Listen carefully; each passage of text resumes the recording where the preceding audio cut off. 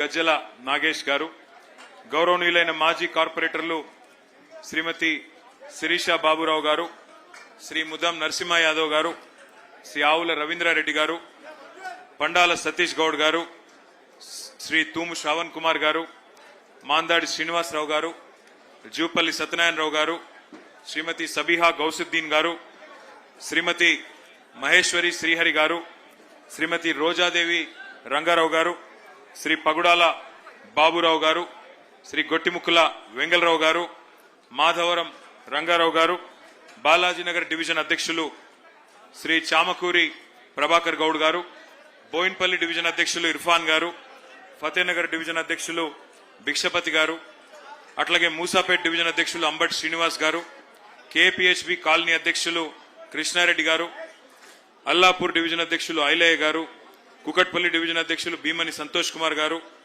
Balanagar division అధ్యక్షులు ధర్మనం శాఖయ్య గారు, Begumpet division అధ్యక్షులు సురేష్ యాదవ్ గారు, గౌరవనీయులు సతీష్ అరోరా గారు, నరేంద్ర గౌడ్ గారు మాజీ మార్కెట్ కమిటీ చైర్మన్ గారు, రాములన్న గారు మాజీ మార్కెట్ కమిటీ చైర్మన్ గారు, market committee vice chairman Sudhakar Reddy గారు, అట్లాగే ఇంకా సీనియర్ నాయకులు చాలా మంది ఉన్నారు. పేరు పేరున వారందరికీ ఈరోజు కూకట్పల్లి నియోజకవర్గంలో జరుగుతున్న ఈ కార్యక్రమానికి విచేసిన మా ఆడబిడ్డలకి, అన్నదమ్ములకి, పత్రికా మిత్రులకి పేరు పేరున అందరికీ కూడా హృదయపూర్వకంగా నమస్కారం, హృదయపూర్వకంగా మీకు స్వాగతం. జర గడబడి చేయకుండా కూర్చోండి. ఈయన గడబడి చేయకమని ఈయన లొల్లెక్కు కూర్చో. కొంతమంది ఉంటారు ప్రతి మీటింగ్ లా వాళ్ళ లొల్లెక్కు ఉంటుంది, పని తక్కువ ఉంటుంది, కానీ బొబ్బ ఉంటుంది. గమన కూర్చో. మరి కృష్ణారావు గారి నాయకత్వంలో గత 12-13 సంవత్సరాలుగా ఏ రకమైన అభివృద్ధి కార్యక్రమాలు జరిగాయో వారు మీకు వివరించి చెప్పే ప్రయత్నం చేసినారు. కూకట్పల్లి నియోజకవర్గంలో ఎమ్మెల్సీ గారు కూర్చోండి, జర అందరు కూర్చోండి, ఎక్కడో అక్కడ కూర్చోండి ప్లీజ్. ఒక మాట దయచేసి మీరు అందరూ ఆలోచించాలని చెప్పి నేను కోరుతా ఉన్నాను. 2014లో మన రాష్ట్రం ఏర్పడ్డ నాడు, తెలంగాణ రాష్ట్రం ఏర్పడ్డ నాడు, ఆ రోజుల్లో చాలా అనుమానాలు హైదరాబాద్లో ఉండేది. ఏమవుతుందో హైదరాబాద్కి, ఎట్లా ఉంటుందో భవిష్యత్తు, మరి వీళ్లకు పరిపాలన అనుభవం ఉందా, వీళ్లతో అవుతుందా, హైదరాబాద్ ముంగటి తీసుకుపోవడు, ఇక్కడ ఆంధ్ర తెలంగాణ పంచాయతీలు ఎట్లుంటాయి, ఇవన్నీ కూడా చాలా రకాల అనుమానాలు ఉండేది. కానీ 10 ఏళ్లు కేసీఆర్ గారి పరిపాలనలో పేదవాళ్లు, ఏ ప్రాంతం వారైనా సరే పేదవాళ్లు మరి బ్రహ్మాండంగా, సుఖంగా, సంతోషంగా, ఆనందంగా ఉండే పరిస్థితి ఉండే తప్ప ఏనాడు ఎవరిని ఇబ్బంది పెట్టలేదు అనే మాట కూడా నేను మీకు గుర్తు చేస్తా ఉన్నా. ఉదాహరణకి ఎక్కడన్నా తెలిసో తెలియకో ఒక పేద బిడ్డ, ఏదో గ్రామీణ ప్రాంతం నుంచి వచ్చిన వాళ్ళు కావచ్చు, లేదా హైదరాబాద్లోనే ఇతర ప్రాంతాల నుంచి వచ్చిన వాళ్ళు కావచ్చు, ఏదన్నా గవర్నమెంట్ జాగాలో తెలిసో తెలియకనో మరి 20 గజాల్లో, 30 గజాల్లో, 40 గజాల్లో ఒక గుడిసెనో, ఒక షెడ్డో, ఒక ఇల్లు కట్టుకుంటే ఒక మనసున్న ముఖ్యమంత్రి కాబట్టే కేసీఆర్ గారు ఆనాడు జీవో నంబర్ 58, జీవో నంబర్ 59 కింద 2.5 లక్షల మంది పేదలకి ఇదే హైదరాబాద్ మహానగరంలో పట్టాలు ఇచ్చినారు అనే మాట నేను మీకు గుర్తు చేస్తా ఉన్నా. 1 కాదు, 2 కాదు, 2.5 లక్షల మంది పేదలకి పట్టాలు ఇచ్చిన మహానాయకుడు కేసీఆర్ గారు. మరి ఈరోజు కాంగ్రెస్ ప్రభుత్వం వచ్చింది, 2.5 ఏళ్ళు అయింది. ఈ 2.5 ఏళ్లలో ఒక్కసారి ఆలోచన చేయండి. హైదరాబాద్ మహానగరంలో మీ కూకట్పల్లి నియోజకవర్గంలో ఒక్క ఇల్లన్నా కట్టినరా కాంగ్రెస్ వాళ్ళు? ఒక్క ఇటుకనన్న పెట్టిండా కనీసం? ఎక్కడన్నా కనీసం ఒక ఇంటికి ముగ్గుపోసిండా? ఇందిరమ్మ రాజ్యం, ఇందిరమ్మ రాజ్యం, ప్రజాపాలన, ఇందిరమ్మ ఇండ్లు, ఇవన్నీ డైలాగులు. కానీ ఏం చేస్తున్నది ఇందిరమ్మ రాజ్యం? ఇందిరమ్మ రాజ్యం అంటే శనివారం ఆదివారం వచ్చిందంటే ఇండ్లు కూలగొట్టే రాజ్యం, హైడ్రా పేరిట అరాచకం చేసే రాజ్యం ఇందిరమ్మ రాజ్యం. గుర్తు తెచ్చుకోండి, ఎక్కడో కాదు, మీ కూకట్పల్లిలోనే మీ ఎమ్మెల్యే గారు పిలిస్తే నేను వచ్చినాను. బుచ్చమ్మ అని చెప్పి ఒక మహిళ, బుచ్చమ్మ ఒక మహిళ, పాపం ఆమె ఇంటి మీద నోటీస్ వేసినారు హైదరాబాద్, నీ ఇల్లు కూలగొడతామని చెప్పి. ఆమె సొంత ఇల్లు కూలిపోతుందనే బాధతోని వాళ్ళ బిడ్డ ఇంటికి పోయి బాలానగర్లో ఆత్మహత్య చేసుకున్నది, ఉరిబోసుకున్నది, భయంతోనే చచ్చిపోయింది. అట్లా ఒక బుచ్చమ్మ గారు కాదు, ఇవాళ రాష్ట్ర వ్యాప్తంగా వేలాది ఇండ్లు, అది ఖమ్మంలో వెలుగుమట్ల కావచ్చు, మహబూబ్ నగర్ లో ఉండే దివ్యాంగుల కాలనీ కావచ్చు, హైదరాబాద్ లో హైడ్రా పేరిట మూసీ పేరిట చేసే అరాచకం కావచ్చు. కట్టిన ఇండ్లు ఒక్కటి కూడా లేదు హైదరాబాద్ లో, కానీ కూలగొట్టిన ఇండ్లు ఎన్నున్నాయంటే వేలాది ఇండ్లు. ఇవాళ గరీబోళ్ళ ఇండ్లు, గరీబోళ్ళ కొంపలు ఇష్టం వచ్చినట్టుగా ఈ 2.5 ఏళ్లలో కూలగొడుతున్న ఒక చెత్త ప్రభుత్వం, దుర్మార్గమైన ప్రభుత్వం కాంగ్రెస్ ప్రభుత్వం. నాకంటే బాగా మీకే తెలుసు. పెద్దలు కేసీఆర్ గారి నాయకత్వంలో ఆనాడు పేదవాళ్ళని కడుపులో పెట్టుకుని చూసుకునే ప్రయత్నం చేసినాం. మనకు కాంగ్రెస్ ప్రభుత్వం ఆనాడు దిగిపోయేనాడు మరి 200 రూపాయల పెన్షన్తో పేదలను వదిలిపెట్టిపోతే కేసీఆర్ గారి ప్రభుత్వం వచ్చిన తర్వాత, మన రాష్ట్రం వచ్చిన తర్వాత ఎంత చేసుకున్నాం పెన్షన్? మనం ఎంత పెంచుకున్నాం? ఎంత అయింది గట్టిగా చెప్పాలా? 2000 చేసుకున్నాం. 200 నుంచి 10 రెట్లు పెంచుకొని 2000 చేసుకున్నాం. మరి రేవంత్ రెడ్డి ఆ 2000 తీసుకునే పేదవాళ్ళందరినీ బుట్టలో వేసుకోవడానికి, వాళ్ళ ఓట్లు దండుకోవడానికి ఏం చెప్పినాడు ఆ రోజు? అత్తకి 4000 కోడలికి 2500 అన్నాడు. ఒక్కరికన్నా కనీసం 2.5 ఏళ్ళు అయిపోయింది, ఒక్కరికన్నా 4000 రూపాయలు ఎక్కడన్నా వచ్చినాయా? ఎక్కడన్నా కోడలి పిల్లకి 2500 వచ్చినాయా? నేను మన్నీ మధ్యన మన కార్యకర్త ఒక ఆయన పెళ్లి చేసుకుంటే పెళ్లికి పోలేదు, ఆ తర్వాత సూర్యాపేట పోయినప్పుడు సరే కొత్తగా పెళ్ళయింది కదా ఆశీర్వదిద్దామని వాళ్ళ ఇంటికి పోయినా. ఇంటికి పోతే అత్త కోడలు ఇద్దరు కూడా చాలా కోపంగా ఉన్నారు ఒకరి మీద ఒకరు. నాకు అర్థం కాల, కొత్తగా పెళ్ళయింది అప్పుడేం పంచాయతీలు ఉంటాయని నేను అనుకుని ఆ అత్తమ్మని అడిగిన, ఏం పెద్దమ్మ కోడలు పిల్ల బాగుందా కొత్త కోడలని అడిగిన. ఏం కోడలన్నా వస్తే 2500 తెస్తుంది అనుకున్నా, 2500 లేదు, ఏమీ లేదు, ఉత్త చేతులతో వచ్చిందని ఆమె అన్నది. ఆ కోడలి పిల్ల కూడా మహా గడుసు పిల్ల ఉన్నది. ఆమె అంటున్నది, ఆ అత్తమ్మ నువ్వు కూడా 4000 తెస్తావు అనుకున్నా, నీకేమైనా 4000 వచ్చిందని ఆ పిల్ల అంటున్నది. అంటే దిక్కుమాలిన కాంగ్రెస్ ప్రభుత్వం పుణ్యమాని, రేవంత్ రెడ్డి ప్రభుత్వం పుణ్యమాని ఇవాళ అత్త కోడలకు కొత్త పంచాయతీలు కూడా చాలైనాయి రాష్ట్ర వ్యాప్తంగా.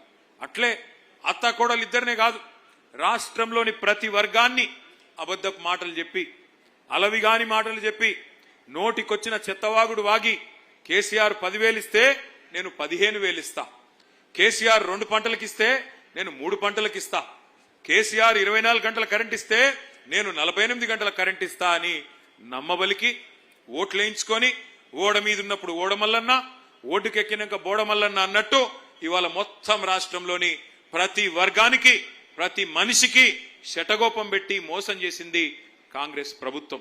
ఒక్కసారి గుర్తు తెచ్చుకోండి, ఇదే కుకట్పల్లిలో ఆనాడు కేసీఆర్ గారు ముఖ్యమంత్రి కాకముందు మంచినీళ్ళకి ఎన్ని తిప్పలుంటుండే ఒక్కసారి గుర్తు తెచ్చుకోండి. ట్యాంకర్లు, బిందెల ప్రదర్శనలు, ఎండాకాలం వచ్చిందంటే జలమండలి ముందు ఖాళీ కుండలు, ఖాళీ బిందెలతోని మా ఆడబిడ్డలు పోయి ఆనాడు పీజేఆర్ గారి నాయకత్వంలో ధర్నాలు చేసిన దుస్థితి ఉండేనా లేదా ఒక్కసారి గుర్తు తెచ్చుకోండి. కానీ అదే కేసీఆర్ గారు వచ్చిన తర్వాత ఎంత బ్రహ్మాండంగా రూపాయికే నల్లా కనెక్షన్ ఇచ్చి 20,000 లీటర్లు ఉచితంగా ఇచ్చి శివారు ప్రాంతాలలో దాదాపు వేలాది కోట్ల రూపాయలు ఖర్చు పెట్టి మీ మంచినీళ్ల గోస తీర్చిన మాట నిజమా కాదా ఒక్కసారి గట్టిగా చప్పట్లతో కేసీఆర్ గారికి చెప్పాలని చెప్పి నేను కోరుతా ఉన్నా. కేసీఆర్ ప్రభుత్వం రాకముందు ఏ అపార్ట్మెంట్కి పోయినా డీజిల్ గబ్బు, జనరేటర్లు, ఏ చిన్న దుకాణానికి పోయినా ఇన్వర్టర్లు, ఎండాకాలం వచ్చిందంటే పంకా కూడా తిరగలేని పరిస్థితి. కానీ అదే కేసీఆర్ ప్రభుత్వం వచ్చినాక సంవత్సరం తిరగకుండానే 24 గంటల కరెంట్ ఇచ్చిన మాట వాస్తవమా కాదా? ఇచ్చిన మాట వాస్తవమా కాదా? నేను ఇవాళ మీ అందరికీ కూకట్పల్లిలో వాగ్దానం చేస్తా ఉన్నా, మళ్ళీ తిరిగి వచ్చేది 2028లో ముమ్మాటికి గులాబీ జెండానే వస్తుంది, కేసీఆర్ గారు ముఖ్యమంత్రి అవుతారు. నేను మీకు వాగ్దానం చేస్తా ఉన్నా, మీ ఎమ్మెల్యే గారు ముందే చెప్తా ఉన్నా, 24 గంటల కరెంట్ ఎట్లా అయితే ఇచ్చామో హైదరాబాద్ మహానగరంలో 24 గంటలు మంచినీళ్ళు ఇచ్చే బాధ్యత కూడా నాది అని చెప్పి నేను మీకు విజ్ఞప్తి చేస్తా ఉన్నా. తప్పకుండా ఇది చేసి చూపెడతా అని చెప్పి కూడా మా ఆడబిడ్డలందరికీ నేను వాగ్దానం చేస్తా ఉన్నా. అనుకుంటే అసంభవం ఏమీ కాదు. 65 ఏళ్లు కాంగ్రెస్ వాళ్ళు కరెంటు కూడా ఇవ్వలేకపోయినారు. వ్యవసాయానికి కరెంట్ ఇవ్వలేదు, హైదరాబాద్ లో ఇళ్లకు కరెంట్ ఇవ్వలేదు, ఆఖరికి పరిశ్రమలకు కరెంట్ ఇవ్వకపోతే వారానికి 3 రోజులు మా కుత్బుల్లాపూర్ లో శివారు ప్రాంతాల్లో ఉండే మరి పరిశ్రమలు మూతబెట్టుకునే పరిస్థితి. అందుకే నేను మీకు చెప్తా ఉన్నా, 24 గంటల కరెంట్ ఇచ్చింది కేసీఆరే, రేపు మళ్ళీ 24 గంటల నీళ్లు హైదరాబాద్ మహానగరంలో ఇవ్వబోయేది తిరిగి మళ్ళీ కేసీఆర్ అనే మాటను మీకు విజ్ఞప్తి చేస్తా ఉన్నా. తప్పకుండా ఇచ్చి మీ మనసు గెలుచుకుంటామని చెప్పి కూడా విజ్ఞప్తి చేస్తా ఉన్నా. 1, 2 కాదు, ఒక మంచి నీళ్లు కరెంటు మాత్రమే కాదు, హైదరాబాద్ లో ఎన్ని పనులు చేసుకున్నాం మనం. కరోనా వస్తే ఆ రోజు మూతికి బట్ట కట్టుకొని మూతికి మాస్క్ వేసుకొని ఎవరి ఇళ్లలో వాళ్ళు కూర్చునే ఒక దయనీయమైన పరిస్థితి. అది చూసిన తర్వాత కేసీఆర్ గారు ఆలోచన చేసి ఈ పరిస్థితి మళ్ళీ భవిష్యత్తులో ఎప్పుడన్నా వస్తే మన పిల్లలకు మన బిడ్డలకు ఈ పరిస్థితి మళ్ళీ తలెత్తకూడదు. ఇట్లాంటి దరిద్రమైన పరిస్థితి గుర్తు తెచ్చుకోండి ఒకసారి. వెంటిలేటర్ల కోసం పైరవీలు, ఆక్సిజన్ బెడ్స్ కోసం పైరవీలు, ఆక్సిజన్ కాన్సన్ట్రేటర్ కావాలన్నా అని దండం పెట్టుకునే పరిస్థితి ఎమ్మెల్యేలకి నాయకులకి. ఆ పరిస్థితి మళ్ళీ రావద్దని చెప్పి కేసీఆర్ గారి నాయకత్వంలో ప్రతి బస్తీలో ఒక బస్తీ దవాఖానా పెట్టుకున్నాం. బస్తీ దవాఖానాలు 350 బస్తీ దవాఖానాలు. ఏ చిన్న గోలికి కూడా ఏ చిన్న మందు బిల్లకు కూడా రూపాయి ఇచ్చే అవసరం లేకుండా ఉచితంగా ఆ కార్యక్రమం. అట్లాగే డయాగ్నోస్టిక్ పరీక్షలు, డి హబ్ పేరిట డయాగ్నోస్టిక్ పరీక్షలు 24 రకాల వైద్య పరీక్షలు ఉచితంగా చేసుకున్నాం. అట్లాగే హైదరాబాద్ అంటే ఒకనాడు గాంధీ, ఉస్మానియా, నిమ్స్ ఈ 3 తప్ప ఒక్క కొత్త ఆసుపత్రి కూడా కట్టలేదు 65 ఏళ్లలో గతంలో ఉన్న ప్రభుత్వాలు. ఒక్కటంటే ఒక్క ఆసుపత్రి కూడా కట్టలే. అప్పుడెప్పుడో స్వాతంత్రం రాకముందు నిజాం నవాబు కట్టిన గాంధీ, ఉస్మానియా, అదేవిధంగా Nizam's institute of medical sciences NIMS Panjagutta ఈ 3 తప్ప హైదరాబాద్ లో ఒక్క కొత్త ప్రభుత్వ దవాఖాన కూడా 65 ఏళ్లలో ఏ ప్రభుత్వం కట్టలేదు. అదే మన నాయకుడు కేసీఆర్ గారు హైదరాబాద్ లోని పేద ప్రజల కోసం 1 కాదు 2 కాదు 4 TIMS hospital, Telangana institute of medical sciences, ఒక్కొక్కటి 1000 పడకల ఆసుపత్రి సనత్ నగర్ లో, ఎల్బీ నగర్ లో, అల్వాలలో, గచ్చిబౌలిలో, ఉత్తరం, పశ్చిమం, దక్షిణం, తూర్పు అన్ని వైపులా 4 వైపులా 4000 కొత్త పడకలు, అందులో 3వ వంతు ఐసీయూ ఈ రకంగా ఏర్పాటు చేయడం జరిగింది. అట్లాగే ఉన్న నిమ్స్ హాస్పిటల్ కూడా ఇంకొక 2000 పడకలు పెంచి అక్కడ కూడా విస్తరణ చేసుకున్నాం. అంటే కొత్తగా కేసీఆర్ గారి ప్రభుత్వం వచ్చినాక, మన రాష్ట్రం వచ్చినాక పేద ప్రజల ఆరోగ్యం కోసం బ్రహ్మాండంగా మనం ఆనాడు కష్టపడి టిమ్స్ హాస్పిటల్ కడితే ఇక ముఖ్యమంత్రి గారు పోయి రిబ్బన్లు కట్ చేస్తా ఉన్నాడు. ఆయన జేబులో కత్తెర పెట్టుకొని తిరుగుతా ఉన్నాడు ముఖ్యమంత్రి గారు. పాపం జేబులో కత్తెర పెట్టుకొని తిరుగుతుండే జేబు దొంగ అనుకునేరు. ఆయన జేబు దొంగ కాదు, గజ దొంగ. జేబు దొంగలు పాపం చిన్న చిన్న దొంగతనాలు చేస్తారు. ఈయన మామూలు దొంగ కాదు, దండుపాలెం బ్యాచ్ కు నాయకుడు. కాబట్టి ఆయన ఆ జేబులో కత్తెర పెట్టుకొని ఎక్కడ మనం కట్టిన ఫ్లైఓవర్ ఉంటే అక్కడ పోయి రిబ్బన్ కట్ చేస్తాడు. ఎక్కడ మనం కట్టిన బిల్డింగ్లు, టిమ్స్ హాస్పిటల్ లాంటి బిల్డింగ్లు ఉంటే వాటికి రిబ్బన్లు కట్ చేస్తాడు. మనం కట్టిన డబుల్ బెడ్రూమ్ ఇళ్లకు పోయి రిబ్బన్లు కట్ చేసి మేమే ఇచ్చినామని చెప్తున్నాడు. నేను ఈ వేదిక ద్వారా, కూకట్పల్లి వేదిక ద్వారా అడుగుతా ఉన్నా రేవంత్ రెడ్డి గారిని, అయ్యా రేవంత్ రెడ్డి గారు, ఇందిరమ్మ ఇండ్లు అన్నావు కదా, ఇందిరమ్మ ఇండ్లంటివి కదా, ఎస్సీ ఎస్టీలకు 6 లక్షలు ఇస్తా అన్నావు, మిగతా వాళ్ళందరికీ 5 లక్షలు ఇస్తా అన్నావు. హైదరాబాద్ మహానగరంలో ఒక్క ఇందిరమ్మ ఇల్లు నువ్వు కట్టినట్టు చూపెడితే, ఒక్క ఇందిరమ్మ ఇల్లు నువ్వు కట్టినట్టు చూపెడితే నేను శాశ్వతంగా రాజకీయ సన్యాసం తీసుకుంటా, దమ్ముందా రుజువు చేయని చెప్పి నేను వారిని ఇవాళ సవాల్ చేస్తా ఉన్నా. ఒక్క ఇల్లు హైదరాబాద్ మహానగరంలో ఒక్క ఇల్లు ఎక్కడన్నా కట్టినావా దమ్ముంటే చూపెట్టు. ఉన్న ఇల్లు కూలగొట్టడం తప్ప కొత్త ఇల్లు కట్టే తెలివి లేదు. కానీ చెప్పుకుంటాడు నేను గుంపు మేస్త్రిని అని. గుంపు మేస్త్రి అంటే కడతాడా కూలగొడతాడా అమ్మా నాకు తెలియక అడుగుతా. గుంపు మేస్త్రి అంటే కట్టాలా. వీడెక్కడ గుంపు మేస్త్రి? ఉన్న ఇల్లు కూలగొట్టేటోడు, ఉన్న కొంపలు పుచ్చుకునేటోడు గుంపు మేస్త్రి ఎట్లయితాడు? ఆలోచించండి. ఇంకొక మాట కూడా మీరు గుర్తు చేసుకోవాలని కోరుతా ఉన్నా. హైదరాబాద్ లో ఎట్లా రియల్ ఎస్టేట్ పెరిగింది, ఎట్లా ప్రజల సంపద పెరిగింది, మధ్యతరగతి ప్రజలది ఒక్కసారి గుర్తు తెచ్చుకోండి. ఒకవైపు 1,00,000 డబుల్ బెడ్రూమ్ ఇల్లు కట్టుకున్నాం కేసీఆర్ గారి నాయకత్వంలో. అట్లాగే కొత్తగా బ్రహ్మాండంగా లింక్ రోడ్లు, అట్లాగే ఫ్లైఓవర్లు, అండర్ పాసులు, కొత్త రహదారులు, కొత్త ఫ్లైఓవర్లు, ఇవన్నీ కూడా 1 కాదు 2 కాదు 42 కట్టుకున్నాం SRDP ప్రాజెక్ట్ కింద. మీ కూకట్పల్లి నియోజకవర్గంలోనే మీ ఎమ్మెల్యే మాధవరం కృష్ణారావు గారి విజ్ఞప్తి మేరకు JNTU ఫ్లైఓవర్ కానీ, అట్లాగే బాలానగర్ ఫ్లైఓవర్ మన కుత్బుల్లాపూర్, కూకట్పల్లి ఇద్దరికి కూడా ఉపశమనం కలిగించే ప్రాంతం, ఎప్పటి నుంచో మీరు ఎదురు చూస్తున్న బాలానగర్ ఫ్లైఓవర్ కానీ, అండర్ పాస్లు కానీ ఇవన్నీ కూడా నిర్మాణం చేసుకున్నాం. మంచినీళ్ళ సమస్య పరిష్కారం చేసుకున్నాం, రహదారులు విస్తరించుకున్నాం, మెట్రో నిర్మాణం చేసుకున్నాం. చక్కగా అభివృద్ధి పదంలో ముందుకు తీసుకొని పోతా ఉంటే అప్పుడు మరి మన వాళ్ళు రియల్ ఎస్టేట్ చేసుకునే బిల్డర్లు కానీ, చిన్న చిన్న ప్లాట్లు కొనుక్కునే మధ్యతరగతి ప్రజలు కానీ అందరి సంపద పెరిగింది. మరి వాళ్ళు ఏం జరుగుతా ఉంది రియల్ ఎస్టేట్ లో? 2.5 ఏళ్లు దరిద్రం వచ్చి కూర్చున్నట్టు కాంగ్రెస్ వచ్చి నెత్తిన కూర్చున్నది. దేశం మొత్తం వదిలించుకున్నది కాంగ్రెస్ అనే దరిద్రాన్ని. దేశం మొత్తం ఏ రాష్ట్రంలో కాంగ్రెస్ ను దగ్గర తీసుకోవడానికి కూడా ఇష్టపడట్లేదు. పక్కనున్న ఆంధ్రప్రదేశ్ వాళ్ళు అయితే దాన్ని పాతి పెట్టినారు. కానీ మన రాష్ట్రంలో ఏమైందో ఏమో మన వాళ్ళకి. హైదరాబాద్ వాళ్ళు మీరు కరెక్ట్ గానే ఓట్లేసింది, మీరు నమ్మలేదు దొంగ కాంగ్రెస్ ను. కుకట్పల్లి వాళ్ళు అయితే అసలే నమ్మలేదు. 72,000 ఓట్ల మెజారిటీతో మీ ఎమ్మెల్యే గారికి 54% ఓట్లు ఇచ్చి రాష్ట్రంలోనే highest percentage votes, highest majority మా తమ్ముడు వివేకానంద్కి వస్తే 85,000, మీకు హైయెస్ట్ పర్సెంటేజ్ వచ్చింది. ఎప్పుడు కృష్ణన్న పంచాయతీ పెట్టుకుంటాడు నాతో. వివేక్ హైయెస్ట్ మెజారిటీ అంటే అరే పర్సెంటేజ్ చూడన్నా నువ్వు అంటాడు. పర్సెంటేజ్ నీకే వచ్చింది కృష్ణన్న, ఫస్ట్ క్లాస్ లో పాస్ అయినావు, కంగ్రాట్స్ నీకు మీ కార్యకర్తలకు. మనమేమో ఆ పని చేసినాం, ప్రజల మనసు గెలుచుకున్నాం. వీళ్ళేమో దొంగ కార్డులు పట్టుకొని గ్యారంటీ కార్డులను పట్టుకొని పాపం ఊర్లలో పోయి అందరు కొంపలు ముంచింది. నేను చెప్పిన ఆ రోజే కేసీఆర్ గారు ₹1,00,000 ఆడపిల్ల పెళ్లికిచ్చి 15 లక్షల మంది పేదింటి ఆడబిడ్డల పెళ్లిళ్లు కళ్యాణ లక్ష్మి షాదీ ముబారక్ పేరు మీద చేయిస్తే ఈ దొంగ కాంగ్రెస్ వాళ్ళు వచ్చి లక్ష్యం సరిపోతుంది, తులం బంగారం ఇస్తామన్నారు. నేను ఆ రోజే చెప్పిన, తిరిగి చెప్పిన. పెద్ద ఆయన కేసీఆర్ గారు కూడా చెప్పినారు, మోసపోతే గోసపడతారు, బాధపడతారు, మోసపోకండి, అది మంచి పార్టీ కాదు కాంగ్రెస్ పార్టీ అని. పెద్ద ఆయన కేసీఆర్ గారు పెద్ద మనిషి కాబట్టి మర్యాదగా చెప్పిండు. నేనేం చెప్పినా అంటే వీళ్ళు బంగారం ఇచ్చే బ్యాచ్ కాదు, పుస్తల తాడెత్తుకపోయే దొంగల బ్యాచ్, ఇది నమ్మకండి అని చెప్పిన నేను. కానీ కొంతమంది దురదృష్టవశాత్తు వాళ్ళు నమ్మడం జరిగింది. నమ్మిన పాపానికి ఈ రోజు ఎట్లా ఉందో పరిస్థితి మా ఆడకూతురులందరికీ రాష్ట్రంలో కనబడతానే ఉన్నది. ఇలా రియల్ ఎస్టేట్ రంగం ఎట్లా కుదేలైపోయింది అంటే నిన్నటికి నిన్న ఇందిరా పార్క్ దగ్గర ఆ సెంట్రింగ్ వర్కర్స్ ఉంటారు, హమాలీలు ఉంటారు, వారందరు సెంట్రింగ్ వర్కర్లు. వాళ్ళు పాపం ఎంతో కష్టపడి నిర్మాణ రంగంలో రాత్రనక పగలనక ఎండాకాలం లేదు వానకాలం లేదు పనిచేస్తూ ఉంటారు. వాళ్ళందరూ లక్షలాది మంది ఇలా లబోదిబోమని మొత్తుకుంటున్నారు. నిన్న కృష్ణారావు గారు, మా తలసాని శ్రీనివాస్ యాదవ్ గారు, మా గౌరవ ఎమ్మెల్యేలు 3-4 పోయి వాళ్ళకు ధైర్యం చెప్పొచ్చినారు. మళ్ళీ కేసీఆర్ గారు వస్తారు, మళ్ళీ నిర్మాణ రంగం పుంజుకుంటది, మీరెవరు భయపడకండి, మీ సమస్యలను కూడా మేం పరిష్కారం చేస్తామని చెప్పారు. వాళ్ళు ఇన్సూరెన్స్ లాంటి ఇంకా చిన్న కోరికలు కోరుతా ఉన్నారు. నేను సెంట్రింగ్ వర్కర్స్ కూడా చెప్తా ఉన్నా, అదేవిధంగా గృహ నిర్మాణ రంగంలో పనిచేసే ప్రతి కార్మికుడికి నేను చెప్తా ఉన్నా, మీకు మళ్ళీ అండగా ఉండేది ఈ గులాబీ జెండానే, తప్పకుండా మిమ్మల్ని కడుపులో పెట్టుకొని కాపాడుకుంటామనే మాట కూడా నేను విజ్ఞప్తి చేస్తా ఉన్నా. ఇక ఈ రోజు మనం ఈ కార్యక్రమం పెట్టుకోవడానికి ప్రధానంగా 2-3 కారణాలు ఉన్నాయి.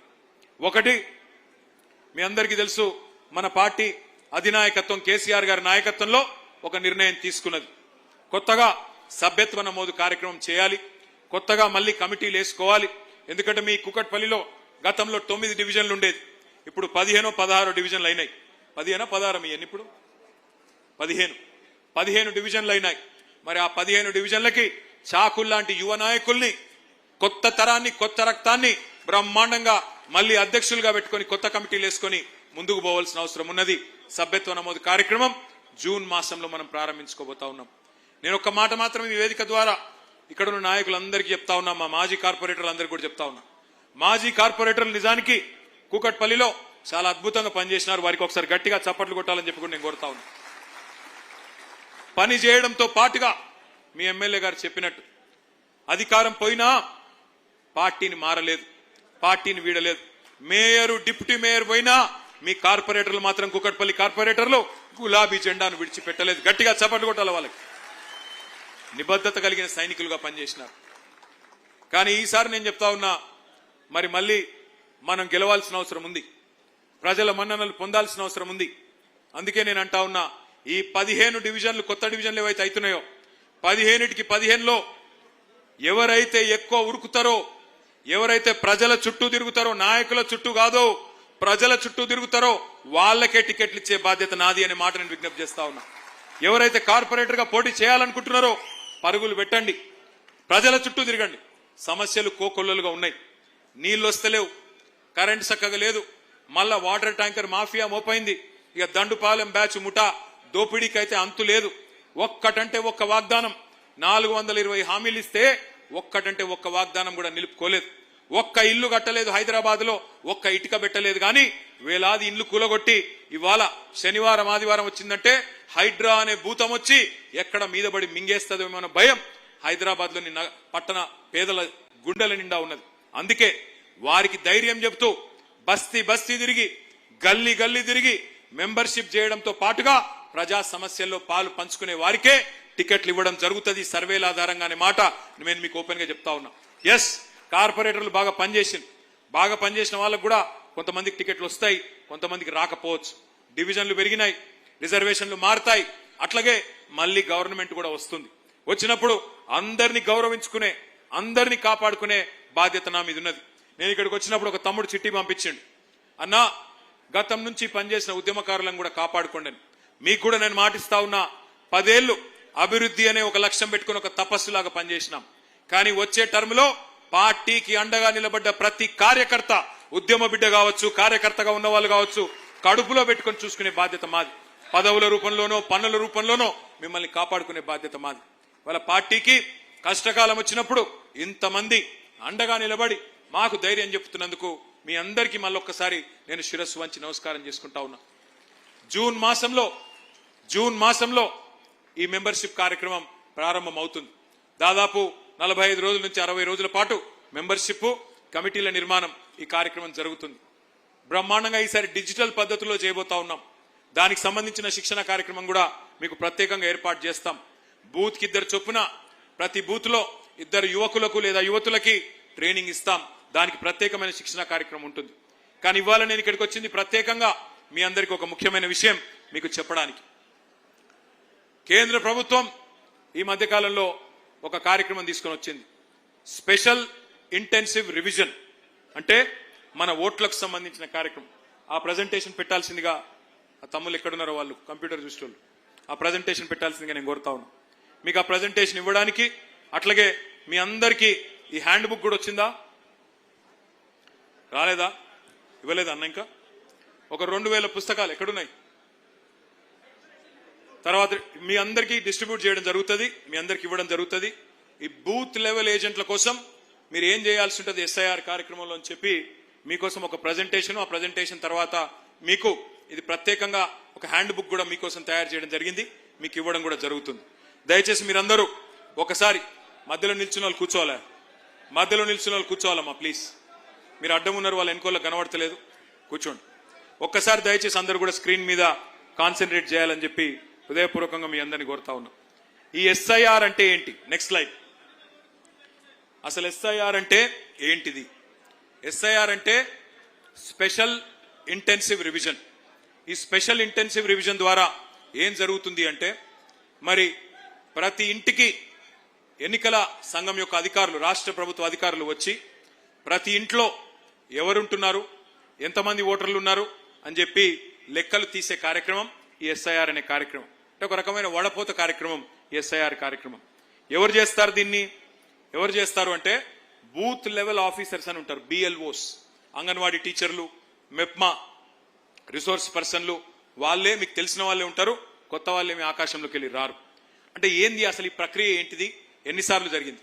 ఎస్ఐఆర్ ఏమి మొదటిసారి జరగడం లేదు భారతదేశంలో. ఎస్ఐఆర్ అనేది స్పెషల్ ఇంటెన్సివ్ రివిజన్ ఇదివరకు 13 సార్లు జరిగింది భారతదేశంలో. స్వాతంత్రం వచ్చిన తర్వాత ఇది 14వ సారి. చివరిసారి ఎప్పుడు జరిగింది అంటే మనకు ఉమ్మడి ఆంధ్రప్రదేశ్ ఉన్నప్పుడు 2002వ సంవత్సరంలో ఆనాడు ఈ ఎస్ఐఆర్ అనే కార్యక్రమం జరిగింది.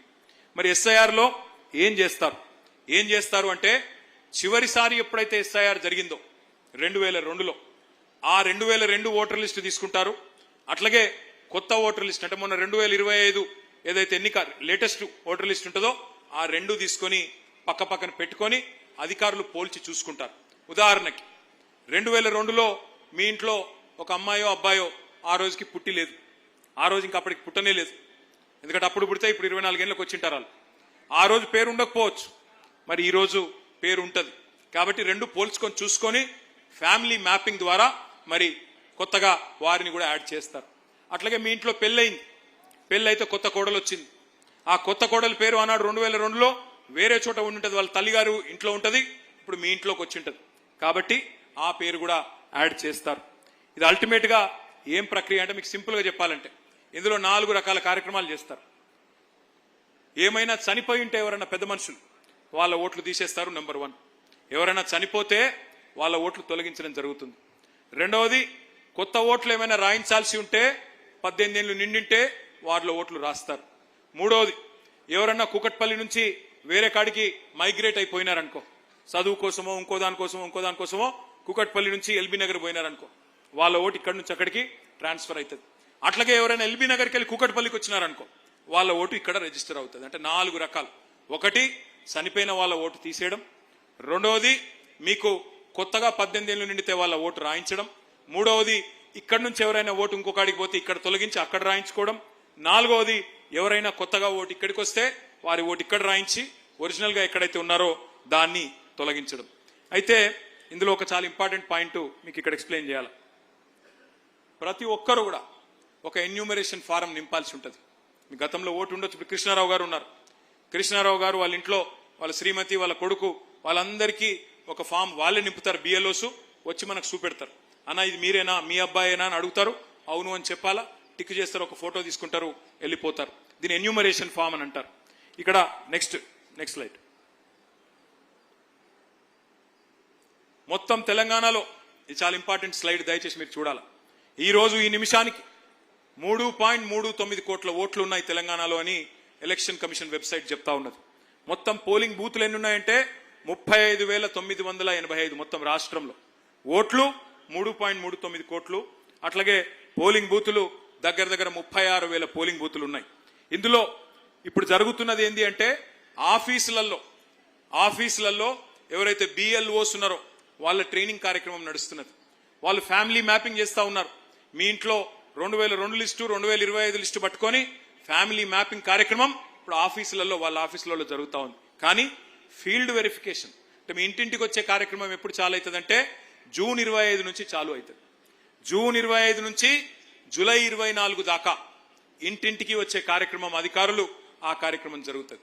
ఇక్కడనే మరి మన పార్టీ తరఫున కూడా బూత్ లెవెల్ ఏజెంట్లను మనం అపాయింట్ చేసుకున్నాం. ఆ బూత్ లెవెల్ ఏజెంట్ల కార్యక్రమం, బూత్ లెవెల్ ఎవరెవరైతే ఏజెంట్స్ ఉన్నారో వారు కార్యక్రమం ఏంటి, వాళ్ళ పాత్ర ఏందో నేను మళ్ళీ చెప్తాను. జూన్ 25 చాలు అయి జూలై 24 దాకా ఈ కార్యక్రమం కొనసాగుతుంది. జూలై 24 నుంచి మీరు అభ్యంతరాలు చెప్పాల్సింది మరి 30 ఆగస్టు దాకా మీరు అభ్యంతరాలు చెప్పొచ్చు, అభ్యంతరాలు సమర్పించవచ్చు 30 ఆగస్టు దాకా. అంటే ఒక నెల రోజుల పాటు మీరు అబ్జెక్షన్ చెప్పొచ్చు. సార్ ఇది మీరు తప్పు చెప్పారు. అక్కడ ముసాయిదా 31 జూలై నాడు డ్రాఫ్ట్ ఓటర్ లిస్ట్ పబ్లిష్ చేస్తారు. ఏ డివిజన్లో ఎన్నున్నాయి ఓట్లు, ఎంతమందిని లెక్కించినాము. 24 జూలై అయిపోయినాక మొత్తం ఫీల్డ్ ఇన్స్పెక్షన్ అయిపోయినాక వారం రోజుల్లో ఒక లిస్టు వాళ్ళు పబ్లిష్ చేస్తారు. చేసిన తర్వాత మనం 1 మంత్ పాటు అబ్జెక్షన్స్ చెప్పొచ్చు. 1 మంత్ లో అబ్జెక్షన్స్ 30 ఆగస్టు నుంచి 30 ఆగస్టు నుంచి 28 సెప్టెంబర్ దాకా నెల రోజుల్లో వారు అభ్యంతరాలు పరిష్కరించాలి. పరిష్కరించిన తర్వాత 1 అక్టోబర్ నాడు ఫైనల్ ఓటర్ లిస్టు మరి తయారైతుంది. ఇది చాలా ఇంపార్టెంట్. ఒక్కసారి మనసు పెట్టి అందరూ వినాలా. 25 జూన్ ప్రారంభమైతుంది, 24 జూలై దాకా కొనసాగుతుంది ఇంటింటికి వచ్చే కార్యక్రమం. 31 జూలై నాడు ముసాయిదా voter list, draft voter list publish అవుతుంది. మీరు 1 మంత్ పాటు అబ్జెక్షన్స్ చెప్పొచ్చు. 1 మంత్ తర్వాత వాళ్ళు ఒక నెల రోజుల పాటు మీరు చెప్పిన అభ్యంతరాల మీద వాళ్ళు సరి చేసుకోవాలా. చివరికి 1 అక్టోబర్ నాడు మొత్తం ఫైనల్ ఓటర్ లిస్టు పబ్లిష్ చేయడం జరుగుతుంది. ఇదే ఓటర్ లిస్టుతోని మనం హైదరాబాద్ కార్పొరేషన్ ఎన్నికలకు పోబోతా ఉన్నాం. కాబట్టి ఎవరెవరైతే కార్పొరేటర్ కావాలనుకుంటున్నారో, ఎవరెవరైతే కార్పొరేటర్లు ఇప్పుడు ఉన్నారో మాజీ కార్పొరేటర్లు, మీ మీద బాధ్యత ఎక్కువ ఉంటుంది. మీరు దయచేసి ఏ ఒక్క అర్హుడి ఓటు, ఏ ఒక్క నిజాయితీ పరుడైన ఓటు, ఉండాల్సిన వ్యక్తి ఓటు పోకుండా కాపాడుకునే బాధ్యత మీది అనే మాట నేను విజ్ఞప్తి చేస్తా ఉన్నా. ఎందుకంటే మనం చూస్తున్నాం బెంగాల్లో 95 లక్షల ఓట్లు పోయినాయి. అందులో 27 లక్షల మంది పోయి కోర్టులో కొట్లాడుతున్నారు. 27 లక్షల మంది కొట్లాడుతున్నారు కోర్టులో మాకు అన్యాయం జరిగింది అని. బీహార్లో 65 లక్షల ఓట్లు పోయినాయి, తొలగించారు. అందులో దాదాపు 10 లక్షల మంది కోర్టులో కొట్లాడుతూ ఉన్నారు. మరి మనం అప్రమత్తంగా ఉంటే, మనం హుషారుగా ఉంటే ముందే ఇట్లాంటి సమస్యలు రాకుండా కాపాడుకునే బాధ్యత మన మీదనే ఉంటుంది. Next slide. అయితే మనం ప్రతి పోలింగ్ బూత్ కి ఒక ఏజెంట్ని పెట్టుకున్నాం. మరి మీ దగ్గర ఎన్ని బూత్స్ ఉన్నాయి కృష్ణారావు గారు? 470 పోలింగ్ బూత్లు ఉంటే మీ దగ్గర ప్రతి బూత్ కి బూత్ లెవెల్ ఏజెంట్లను మనం ఇప్పటికే సబ్మిట్ చేసుకున్నాం. మరి ఆ బూత్ లెవెల్ ఏజెంట్లు ఇక్కడ ఉన్నారని నేను అనుకుంటా ఉన్నారా? మీకు తెలుసా, ఐడియా ఉందా? ఒకసారి చేయలేవట్టండి అందరు. ఇదరే శుక్రియా ఆప్కా. మరి బూత్ లెవెల్ ఏజెంట్ల బాధ్యతలు ఏంటి? బూత్ లెవెల్ ఏజెంట్లు ఏం చేయాలి అంటే, మీరు చాలా ఇంపార్టెంట్. మీ కాన్స్టిట్యున్సీకి ఎమ్మెల్యేట్లనో మీ బూత్కు బిఎల్ఏ గట్ల అంత స్థాయిలో మీ బాధ్యత ఉంటుంది ఇప్పుడు ఎస్ఐఆర్ ప్రక్రియలో. మరి మీరు చేయాల్సిన పని ఏంటిది అంటే, ఒకటి ఆ ఎస్ఐఆర్ కార్యక్రమంలో ఎన్నికల అధికారులు అంటే ఎవరు? Booth level officer, anganwadi teacher కావచ్చు,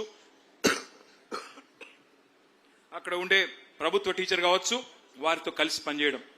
రెండవది బూత్ లెవెల్ ఏజెంట్లు ఎవరైతే ఉన్నారో అర్హులైన ప్రతి ఒక్కరూ తప్పకుండా ఎన్యూమరేషన్ ఫామ్ నింపేలాగా చూసుకోవడం.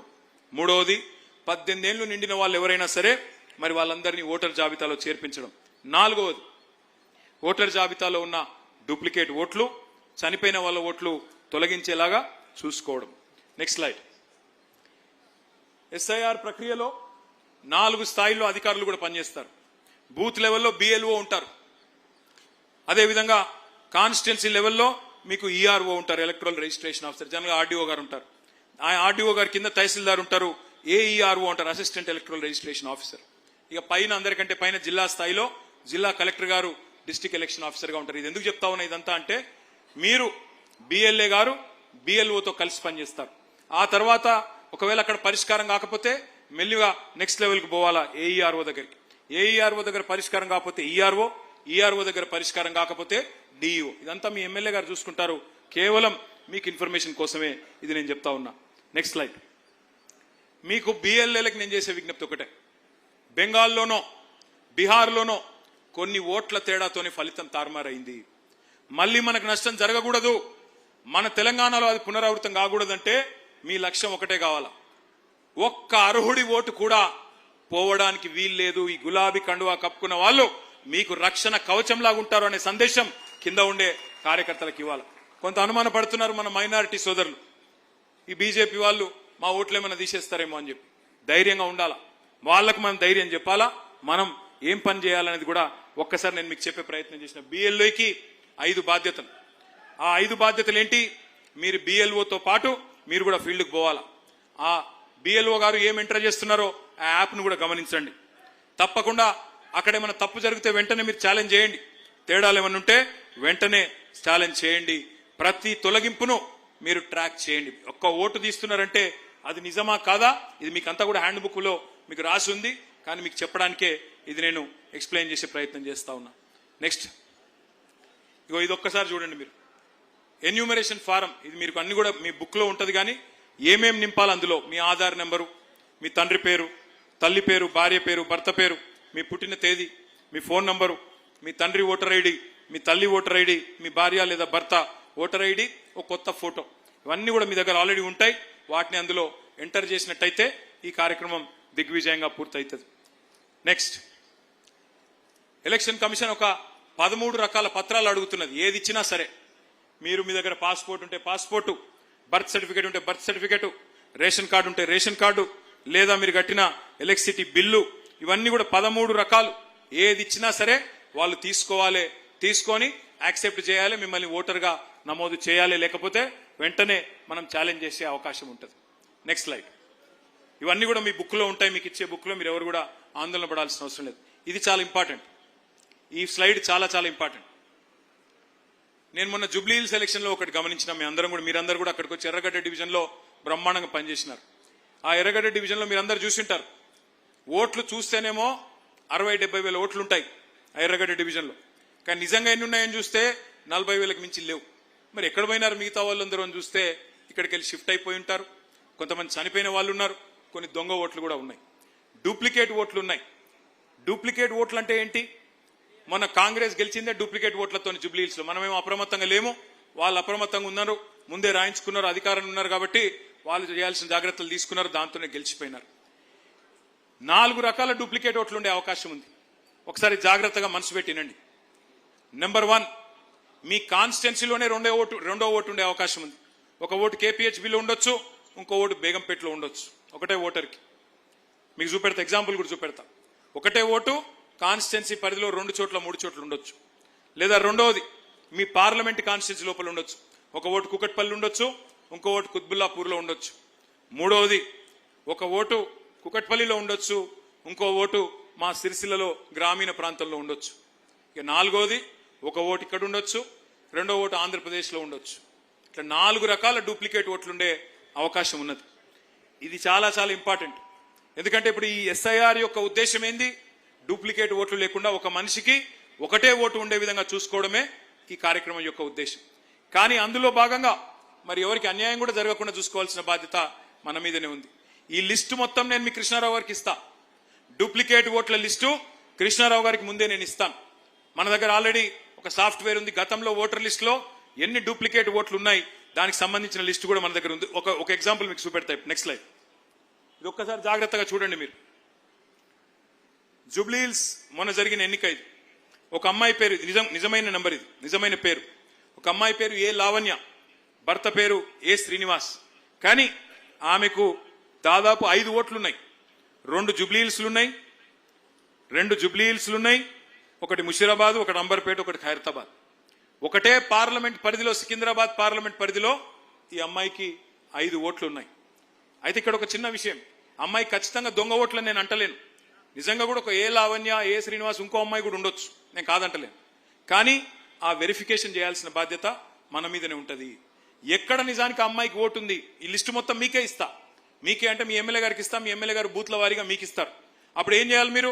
ఆ ఇంటికి పోయినప్పుడు ఆ లావణ్య గారు అక్కడే ఉంటుందా, లేకపోతే బేగంపేటలు ఉంటుందా, లేకపోతే కుత్బుల్లాపూర్లు ఉంటుందా, లేకపోతే సిరిసిల్లలు ఉంటుందా, లేకపోతే విజయవాడలు ఉంటుందా, ఎక్కడ ఉందో చూసుకొని వారిని అడగండి మీరు. అమ్మ మీ ఓటు ఇక్కడ రాయించుకుంటారా, అక్కడ రాయించుకుంటారా తేల్చుకోండి. ఏదో ఒక చోటనే ఓటు ఉండాలి, లేకపోతే నష్టం జరుగుతుంది అని చెప్పి వాళ్ళని బుదిరకిచ్చి, ఇదిగో ఇదన్నీ కూడా నిజమైన డేటా. ఇది నేను ఇట్లా దీపిస్తే మీరు నమ్మరు నేను చెప్పేది. ఇట్లా డూప్లికేట్ ఓట్లు ఎట్లున్నాయని లెక్క దీపిస్తే ఒక్కొక్క నియోజకవర్గంలో దగ్గర 30 నుంచి 40 వేల డూప్లికేట్ ఓట్లు ఉన్నాయి.